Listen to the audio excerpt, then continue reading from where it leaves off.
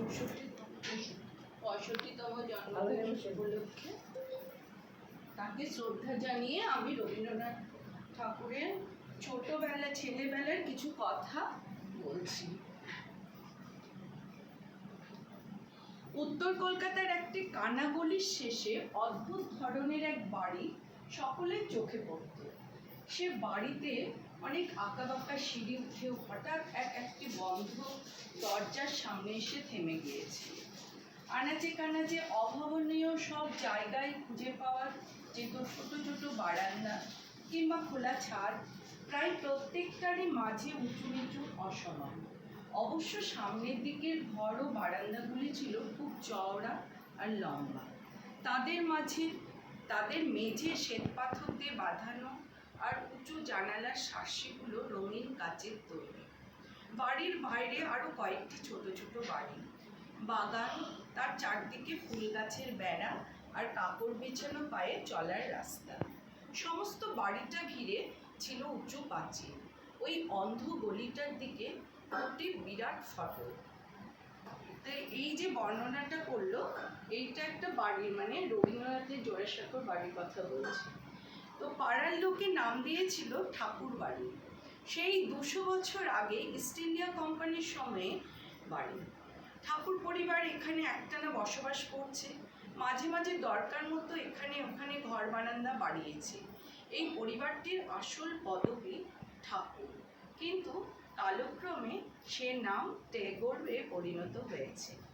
ইংরেজদের সময় কিভাবে দেশি নামের অদল বদল হয়েছিল তা শুনতে বড় মজা লাগে।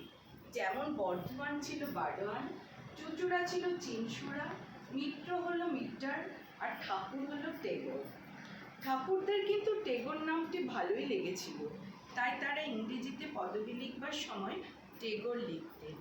তবে আজ পর্যন্ত বাংলায় ঠাকুরই লেখা হয়। এমনকি ওই ছোট্ট কানাগলিটা ও তার শিব মন্দিরটা বহুকালের পুরনো।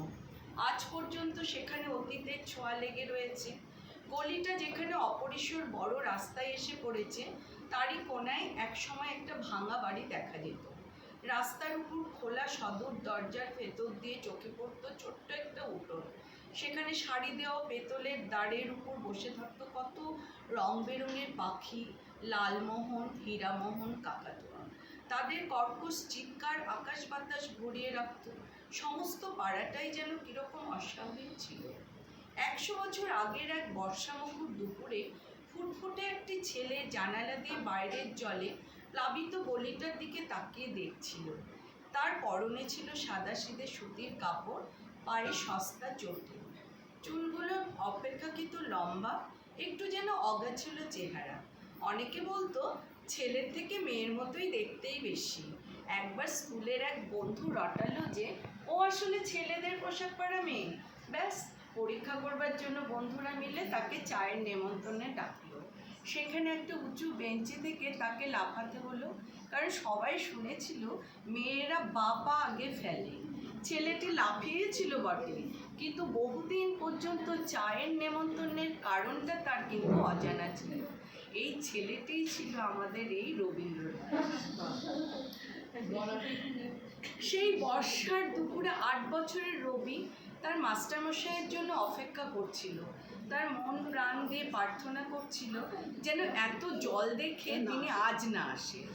কিন্তু আশাকে নিরাশ করে ঠিক সময় মতো গলির মোড়ে তাপ্পি মারা কালো ছাতাটি দেখা দিল। তখন নিরুপায় হয়ে নিচের তলার ঘরটিতে আবছা আলোয় বসে ঘুমে পড়া চোখে রাত অবধি পড়তে হলো ইংরেজি, অঙ্ক, বিজ্ঞান, ইতিহাস, ভূগোল। এমনকি একটি নরকঙ্কাল ঘেঁটে শরীরের হাড়গোড় সম্বন্ধেও তাকে শিখতে হতো। কিন্তু কি আশ্চর্য, মাস্টারমশাই যেই চলে গেল সঙ্গে সঙ্গে চোখের ঘুম যে কোথায় উবে যেত কে জানে। ছোট্ট ছেলেটিকে বাড়ির ভেতরে এক বারান্দা দিয়ে হেঁটে যেতে হতো, যেখানে তেলের বাতির কাপা কাপা আলোয় দেয়ালে অদ্ভুত সব ছায়ার সৃষ্টি করত। ওই সময়টাতে বারান্দা খাখা করত। শুধু মাঝে মধ্যে দাসীরা উঠোনের ধারে সারি দিয়ে বসে রান্নাঘরের আর শোবার ঘরে তেলের বাতির জন্য সলতে পাকাতো। সে সময় বিজলি বাতি ছিল না, এমনকি গ্যাস বাতিও অতটা খ্যাতি পায়নি। কলের জলও ছিল না। নিচের তলার একটি আলো বাতাসহীন অন্ধকার ঘরে বড় বড় জ্বালাই ভরে সারা বছরের পানীয় জল রাখা হতো। ওই ঘরটার দিকে নজর পড়লেই ছোট্ট রবির গা শিউরে উঠত। অবশ্য বাড়ির অন্যান্য কাজের জন্য প্রচুর জল পাওয়া যেত, কারণ খাল বেয়ে গঙ্গার জল চলে আসতো বাড়ির পেছনের ছোট বাগান ও উঠানে। জোয়ারের সময় রবি অবাক হয়ে দেখত সূর্যের আলোয় নাচতে নাচতে কলকল করে বাড়ির ভেতরে জল ঢুকে আসছে। মাঝে মাঝে ছোট্ট ছোট্ট মাছ জলের তোড়ে ভেসে এসে জ্যাঠামশাইদের বিলিতি মাছের পুকুরে লাফিয়ে পড়তেন। রবির প্রাণটা ওই মাছগুলোর সঙ্গে লাফিয়ে উঠত। লোকে লোকারণ্য বাড়িটা সত্যিই বড় আনন্দের জায়গা ছিল। বাবা মা কাকা কাকিমা ভাই বোন আত্মীয় স্বজন বন্ধুরা তাদের শিল্পী গান বাজনার মাস্টার লেখক ইত্যাদিতে গমগম করত। এছাড়া অনেকগুলো মাইনে করা লোকদের জন্য থাকার বন্দোবস্ত ছিল বাড়ির আনাচে কানাচে। কেরানি সরকার মশাই পিয়ন দাসদাসী এমনকি দর্জি ধোপা শ্যাকরাদেরও আলাদা আলাদা ঘর ছিল। বাড়িটা যেন একটা ছোট্ট শহর বিশেষ। রবি পুরো বাড়িটা কখনো ঘুরে দেখেনি। একতলা দোতলা, সামনে চওড়া কাঠের সিঁড়ি, পেছনে পাথরের ঘোরানো সিঁড়ি, ছোট্ট উঠান, আরও কত কী। উঠোনের ধারে একটি ছোট্ট ঘরে ইংরেজি 6ই মে 1861 সালে রবির জন্ম হয়। সে ছিল মায়ের চতুর্দশ সন্তান। কয়েকজন ভাইপো ভাইজিরাও তার থেকে বয়সে বড় ছিল। রবির ভাগ্নে সত্য বড় দিদির ছেলে ও তার থেকে সামান্য বড় ছিল। সত্য আর রবির ঠিক উপরের ভাই সৌমেন্দ্র ছিল তার খেলার সাথী। রবির জীবনটাকে এক সত্যই রসে রহস্যে ভরিয়ে রাখত। একদিন সত্য খুব গম্ভীর গলায় বলল, শান্তিনিকেতনে কখনো যেও না। রবি অবাক হয়ে জিজ্ঞাসা করলো, কেন না? বাবা যান, বাবার বন্ধুরা যান, বাবার বাড়ি আছে, সেখানে তুমিও গিয়েছো। হ্যাঁ, কিন্তু সে ভীষণ বিপজ্জনক ব্যাপার, প্রাণটি হাতে করে সেখানে যেতে হয়। তার মানে ওই ট্রেন একটি মারাত্মক জিনিস, হুড় হুড় দূর দূর করে ঝাঁকিয়ে দুলিয়ে যাত্রীদের এদিক ওদিক ছুড়ে দেয়, একেবারে যে বাইরে ছুঁড়ে ফেলে দেয় না সেটাই রক্ষে। রবি শিউরে উঠল।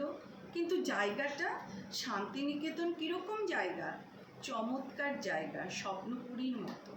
বাড়ি থেকে রান্নাঘর পর্যন্ত যে রাস্তাটা চলে গিয়েছে তার উপর কোনো ছাদ নেই, অথচ সেখান দিয়ে হেঁটে গেলে গায়ে রোদ কিংবা বৃষ্টির জল লাগে না। রবি বড় হয়ে জীবনের বেশিরভাগ সময় ওই শান্তিনিকেতনেই কাটিয়েছিল। সেখানে নিজে যে স্কুল খুলেছিল সেটি এখনও রয়েছে বিশ্বভারতী বিশ্ববিদ্যালয়ের একটি অঙ্গ হিসাবে। মহাত্মা গান্ধী নিজে ওই বিদ্যালয় তৈরি করতে সাহায্য করেছিলেন। তিনি রবীন্দ্রনাথকে গভীর শ্রদ্ধা করতেন, গুরুদেব বলে ডাকতেন। রবীন্দ্রনাথ ও গান্ধীজির মধ্যে এই বন্ধুত্ব শুরু হয়েছিল বিংশ শতাব্দীর গোড়ার দিকে, যখন গান্ধীজি আফ্রিকা থেকে কয়েকজন ছাত্র নিয়ে চলে এসেছিলেন। এরা শান্তিনিকেতনে কয়েক মাস থেকে লেখাপড়া করেছিল। গান্ধীজি রবীন্দ্রনাথের সঙ্গে একমত ছিলেন যে শিশুদের গড়ে তোলা চায় প্রকৃতির বুকের মধ্যে, খুব সাধারণ পরিবেশে। তারা নিজেরা নিজের কাজ করতে শিখবে, অপরকে সাহায্য করবে। তাদের প্রধান কর্তব্য হবে আমাদের ভারতবর্ষের যেসব পুরনো অথচ অতি সুন্দর ঐতিহ্য শিক্ষা প্রণালী রয়েছে সেগুলোকে ফিরিয়ে আনা। শুধু তাই যথেষ্ট নয়, তার সঙ্গে মিলাতে হবে শারীরিক বলিষ্ঠতা, তাই দিয়ে দেশের ও দশের সেবায় লাগাতে